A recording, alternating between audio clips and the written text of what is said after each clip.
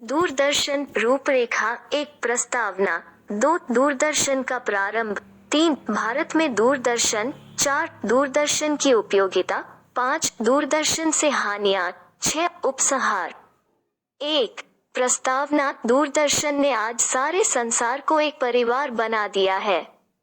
संसार के किसी भी कोने में घटित होने वाली किसी भी बात की जानकारी दूरदर्शन चित्रों सहित सारे संसार में तुरंत पहुंचा देता है। दूरदर्शन आज हर क्षेत्र में महत्वपूर्ण हो गया है। 2 दूरदर्शन का प्रारंभ 25 जनवरी सन 1927 को इंग्लैंड में एक इंजीनियर जॉन बेयर्ड ने रॉयल इंस्टीट्यूट के सदस्यों के समक्ष दूरदर्शन का पहला प्रदर्शन किया था। उसने कठपुतली का चेहरा रेडियो की तरंगों की सहायता से पास के कमरे में बैठे वैज्ञानिकों के सामने निर्मित कर सभी को विस्मित कर दिया था। इस प्रकार सर्वप्रथम बेयर्ड ने ही इसकी खोज कर हजारों सालों के सपने को साकार रूप दिया।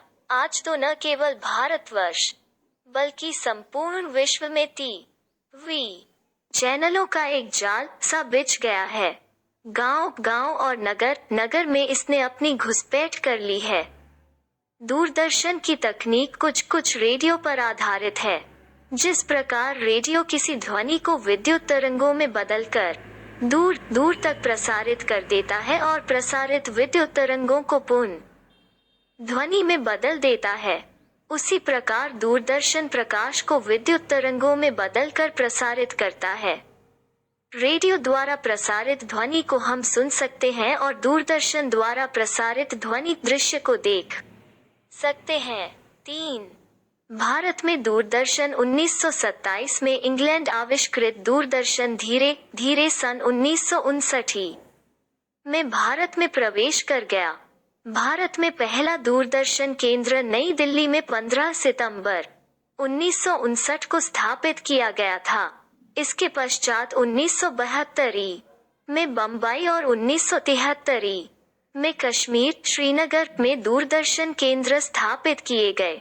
1980 से तो इस कार्य में और भी प्रगति हुई और 21 सालों में देश के कोने कोने में दूरदर्शन पहुंच गया। इस समय देश में दूरदर्शन के 542 ट्रांसमीटर कार्य कर रहे हैं।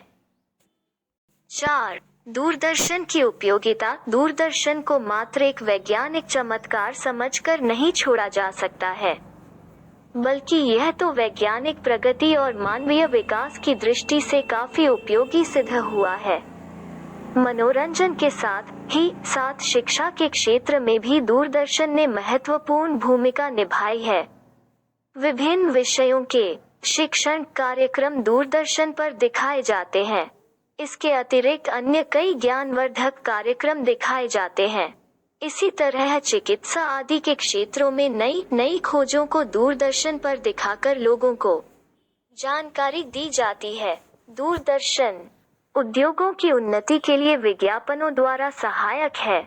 इसके अतिरिक्त हम अन्य अनेक राजनीतिक, धार्मिक, सांस्कृतिक, सामाजिक कार्यक्रमों को दूरदर्शन पर देख सकते हैं और लाभान्वित हो सकते हैं और होते भी हैं। भारतीय अंतरिक्ष अनुसंधान के क्षेत्र में दूरदर्शन की विशेष भूमिका रही है।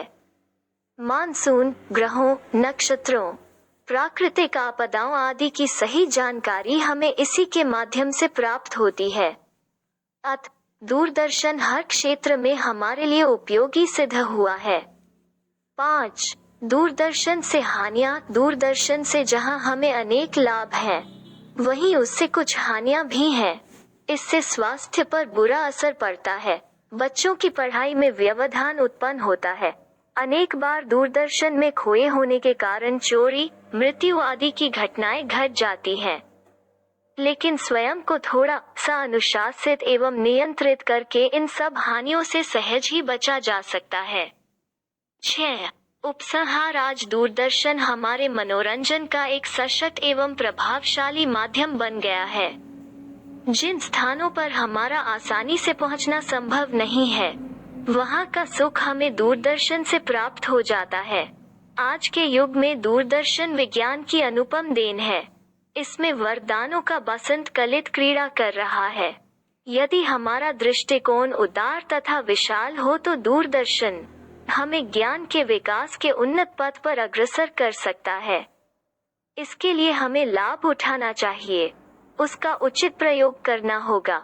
दूरदर्शी बनकर ही दूरदर्शन का लाभ उठाना चाहिए।